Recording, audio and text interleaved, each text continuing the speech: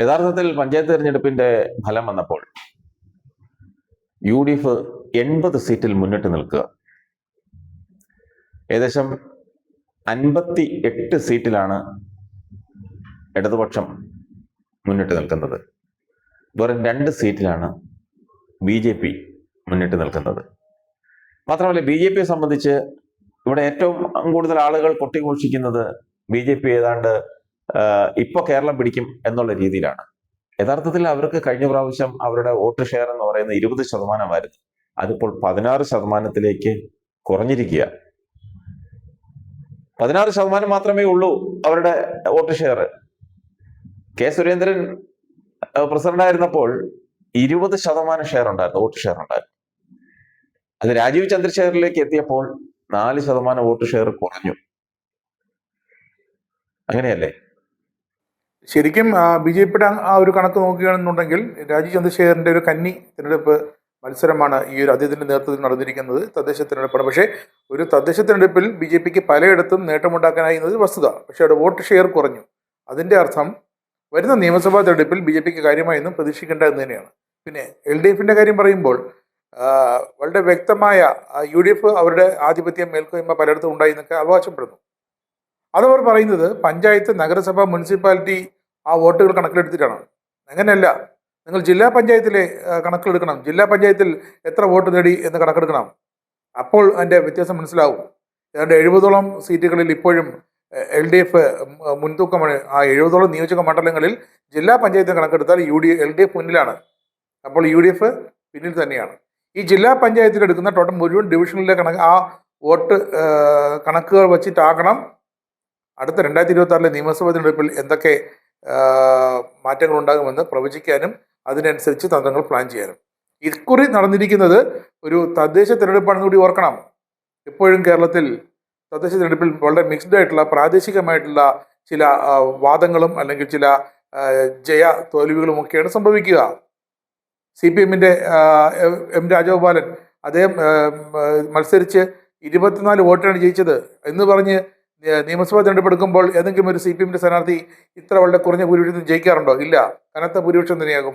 ഇത്തവണയും LDFന്, CPMന്, അതിൻ്റെ സ്ഥാനാർത്ഥികൾക്കൊക്കെ നിയമസഭാ മത്സരത്തിൽ നേടാനാകുക എന്ന് വളരെ വ്യക്തമാണ്. ഇതൊരു പ്രാദേശികമായ ജനകീയ ആസൂത്രണത്തിൽ അധിഷ്ഠിതമായൊരു തിരഞ്ഞെടുപ്പാണ്, ത്രിതല പഞ്ചായത്ത് തിരഞ്ഞെടുപ്പാണ്. കണക്കെടുക്കേണ്ടത് നമ്മുടെ ജില്ലാ പഞ്ചായത്ത് ഡിവിഷനുകളിൽ ഓരോ സ്ഥാനാർത്ഥിക്കും ഓരോ പാർട്ടിക്കും എത്ര വോട്ട് വീതം കിട്ടി എന്ന് വെച്ച് വേണം അടുത്ത നിയമസഭാ തെരഞ്ഞെടുപ്പിനെ നമ്മൾ തൂക്കം വെച്ച് നോക്കാനായിട്ട്. പക്ഷെ അങ്ങനെയല്ല. ഈ തെരഞ്ഞെടുപ്പ് കഴിഞ്ഞ ഉമ്മൻചാണ്ടി സർക്കാർ 2011 ഉമ്മൻചാണ്ടി സർക്കാരിന് മുൻപ് നടന്ന തെരഞ്ഞെടുപ്പിനേക്കാളും അന്ന് ഇത്രയും വലിയ ഒരു തരംഗം ഉണ്ടായിരുന്നില്ല. ഇത്രയും കൂടുതൽ പഞ്ചായത്തുകളോ അല്ലെങ്കിൽ മുനിസിപ്പാലിറ്റികളോ കോർപ്പറേഷനോ അന്ന് UDFന് കിട്ടിയിരുന്നില്ല. അതിൽ കൂടുതൽ ഭൂരിപക്ഷത്തിലാണ് പഞ്ചായത്തുകളും മുനിസിപ്പാലിറ്റിയും കോർപ്പറേഷനും ഒക്കെ ഇപ്പം UDFന് കിട്ടിയത്. പല കോർപ്പറേഷനും അതുപോലെ പല പഞ്ചായത്തുകളും 2010 കൂടുതൽ ഇപ്പൊ കിട്ടിയിട്ടുണ്ട്. ഒരു ഉദാഹരണം പറയുകയാണെങ്കിൽ നമ്മുടെ മന്ത്രി KB ഗണേഷ് കുമാർ കേരള കോൺഗ്രസ് ബിയുടെ നേതാവാണ്, പാർട്ടി ചെയർമാനാണ്. അദ്ദേഹം ഗതാഗത വകുപ്പ് മന്ത്രിയാണ്. അദ്ദേഹത്തിന്റെ സ്വന്തം വാർഡിൽ പോലും അദ്ദേഹത്തിന്റെ സ്ഥാനാർത്ഥി ഇടതുപക്ഷ ജനാധിപത്യ മുന്നണിയുടെ ലേവലിൽ മത്സരിച്ച കേരള കോൺഗ്രസ് ബിയുടെ KB ഗണേഷ് കുമാറിന്റെ സ്വന്തം സ്ഥാനാർത്ഥി 3ാം സ്ഥാനത്തായിരുന്നു. അവിടെ ജയിച്ചത് UDF ആണ്. BJP പോലും 2ാം സ്ഥാനത്ത് വന്നു. അതുപോലെ പത്തനാപുരം നിയോജക മണ്ഡലത്തില് മൊത്തം 8 പഞ്ചായത്തുകൾ ഉള്ളതിനകത്ത് 6 പഞ്ചായത്ത് UDF നേടി. കഴിഞ്ഞ തെരഞ്ഞെടുപ്പിൽ അതില്ലായിരുന്നു. ചരിത്രത്തിൽ ആദ്യമായി പത്തനാപുരം ബ്ലോക്ക് പഞ്ചായത്ത് UDFന് കിട്ടി. കഴിഞ്ഞ തെരഞ്ഞെടുപ്പുകളിലെല്ലാം അത് LDFനായിരുന്നു. CPMന്റെ കേന്ദ്രമായിരുന്നു. CPIയുടെ പ്രാതിനിധ്യം ഉണ്ടായിരുന്നു. അവിടെയാണ് UDF കയറിയത്. അവിടുത്തെ ഇപ്പോഴത്തെ ഒരു സ്ഥിതി വെച്ച് നോക്കിയാൽ UDFനാണ് അവിടെ മുൻതൂക്കം. KB ഗണേഷ് കുമാർ വളരെ പരിതാപകരമാണ്. അദ്ദേഹം താഴെ തട്ടിലേക്ക് പോയി കഴിഞ്ഞു. ഈ എന്നും മൊയിലിന്റെ തലയിൽ ചക്ക വീഴുമെന്ന് പ്രതീക്ഷിച്ചാണ് ഇപ്പോൾ UDFന്റെയും കോൺഗ്രസ് നേതാക്കന്മാര് കാത്തിരിക്കുന്നത്. നമ്മുടെ കഴിഞ്ഞ നടന്ന ലോക്സഭാ തെരഞ്ഞെടുപ്പിൽ ശരിയാണ്, ഏതാണ്ട് ലോക്സഭാ തെരഞ്ഞെടുപ്പിലെ ട്രെൻഡ് അനുസരിച്ചിട്ട് 101ഓളം നിയമസഭാ മണ്ഡലങ്ങളിൽ UDFനൊരു ലീഡ് ഉണ്ടാക്കാനായി. എന്നിട്ട് എന്തേ തദ്ദേശ സ്ഥാപനങ്ങൾ നടന്നില്ല? 80 എന്ന് അവരവകാശപ്പെടുന്നു, 60 എന്ന് LDF പറയുന്നു. കണക്ക് കൃത്യമായി നോക്കണം. അവിടെയാണ് പറയുന്നത് ജില്ലാ പഞ്ചായത്തിലെ കണക്കെടുത്ത് നോക്കണം, UDF 60-ലും താഴെയാകും. UDF 60 മണ്ഡലങ്ങളിലും താഴെയാകും UDF സ്ഥാനാർത്ഥികളുടെയൊക്കെ ആ ഒരു വോട്ട് വീതം. എന്തുകൊണ്ട് ലോക്സഭാ തെരഞ്ഞെടുപ്പിൽ കിട്ടിയ ആ മികവ്, ആ നേട്ടം ഇത്തവണ അവർക്ക് കീപ്പ് ചെയ്ത് കൊണ്ടുപോകാൻ പറ്റിയില്ല? കാരണം UDF താഴേക്ക് പോയിക്കൊണ്ടിരിക്കുകയാണ്, LDF മുകളിലേക്കാണ്. തൃശ്ശൂരിൽ മലയാള മനോരമ വ്യക്തമായി കൊടുത്തിരുന്നു, തൃശ്ശൂരിൽ ചുവപ്പ് തരംഗം അവസാനിച്ചു, എല്ലാം UDF തരംഗമാണ്. എന്നിട്ട് എന്തേ ചാലക്കുടിയും തൃശ്ശൂരും മാത്രമേ ഉള്ളൂ? കണക്കെടുത്ത് നോക്കിയാൽ വ്യക്തമാകും. ബാക്കി 13 നിയോജക മണ്ഡലങ്ങളിലും അവിടെ ചുവപ്പ് തന്നെയാണ്, LDF തന്നെയാണ് മുൻതൂക്കം തൃശ്ശൂർ. അതുപോലെ തന്നെ പന്തളത്ത് എന്തായ അവസ്ഥ? സ്ത്രീ പ്രവേശനം വിഷയം കുത്തിപ്പൊക്കി കൊണ്ടുവന്നല്ലേ? അപ്പോൾ പന്തളം നഗരസഭ BJPയുടെ കയ്യിലായി. ശരിയാണത്. പക്ഷേ ഇപ്പോഴെന്താ സംഭവിച്ചിരിക്കുന്നത്? ഇപ്പോഴെന്താ പറ്റിയത്? പന്തളത്ത് BJP, പന്തളം നഗരസഭയിൽ BJP 3-ാം സ്ഥാനത്തേക്ക് പോയിരിക്കുന്നു. 14 സീറ്റാണ് അവിടെ ഇപ്പോൾ LDFിന് കഴിഞ്ഞ തവണ 9 സീറ്റ് ഉണ്ടായിരുന്നുള്ളൂ. ഇത്തവണ LDF 14 ഡിവിഷനുകൾ നേടി. തൊട്ട് പിന്നുള്ള UDF ആണ്. 3-ാം സ്ഥാനത്താണ് BJP. അതാണ് പറയുന്നത്, സ്വർണ്ണക്കൊള്ള കേസ് എന്നൊക്കെ പറഞ്ഞ് സ്വന്തം അയ്യപ്പന്റെ തട്ടകമായ പന്തളത്ത് പോലും സ്വന്തം നിലപാട് നിലയുറപ്പിക്കാൻ പറ്റാത്ത BJPക്കാരാണ് ഇവിടെ കിടന്നുള്ളുന്നത്. അതുപോലെ തന്നെ തൃശ്ശൂരിൽ നേരത്തെ പറഞ്ഞതുപോലെ തൃശ്ശൂരിൽ ചാലക്കുടിയിൽ ഈ 2 മണ്ഡലങ്ങളിലുമാണ് UDF മുന്നിലായി നിൽക്കുന്നത് ഇത്തവണ ഈ നമ്മുടെ തദ്ദേശ തെരഞ്ഞെടുപ്പിലെ കണക്കുകൾ നോക്കുമ്പോൾ. എന്താണ് കാരണം? അത് ശരിയാണ്, തൃശ്ശൂരിൽ കൊടുത്ത വാക്കാണ്. തൃശ്ശൂരിൽ MP BJP ആണെങ്കിൽ, സുരേഷ് ഗോപി ആണെങ്കിൽ ഇക്കുറി നിയമസഭാ തെരഞ്ഞെടുപ്പിൽ അവിടുത്തെ MLA ഒരു UDF കാരനാകും. അതാണ് കോൺഗ്രസും BJPയും തമ്മിലുള്ളൊരു ധാരണ. പക്ഷെ അത് അനുവദിച്ചു കൊടുക്കാൻ ഇത്തവണ എന്തായാലും LDF തയ്യാറല്ല. അതുകൊണ്ട് തന്നെയാണ് ഇപ്പോൾ തൃശ്ശൂരിൽ UDFിനുണ്ടായ ഈ വോട്ട് മേന്മ.